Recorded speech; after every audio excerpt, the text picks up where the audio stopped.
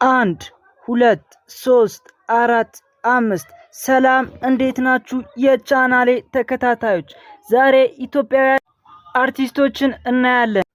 አምስተኛ ማህደር አሰፋ። ይህችን አርቲስት በተለያዩ ፊልሞች ላይ እናውቃታለን።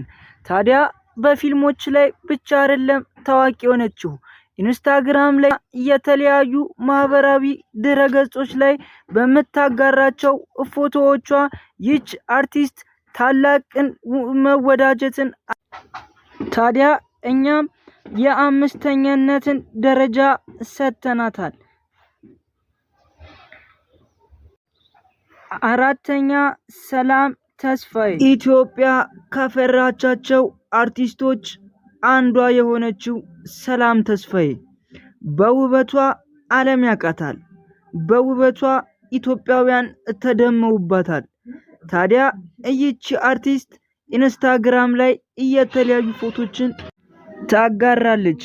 እንዲሁም በምታጋራው እነዚህ የመሳሰሉ ፎቶዎች ረብጣ የሆኑ ብሮችን ታገኛለች። ማስተዋል ወንደሰን ምን አይነት ውበት ነው! ማስተዋል ወንደሰን በተለያዩ ፊልሞች ላይ የምናውቃት ይቺ አርቲስት አሁን በምትለቃቸው ፎቶዎች ማነጋገሯን ቀጥላለች። ሀገር ውስጥና ከሀገር ውጪ በምትነሳቸው ፎቶዎቿ የምትታወቀው ይቺ አርቲስት አሁንም የተለያዩ ፎቶችን ማጋራት። ሶስተኛ ፍናን። ለዚህ ፎቶ ስንት ሰጣችሁት? እኔ 10 ከ10 ሰጥቼዋለሁ። በጣም ያምራል።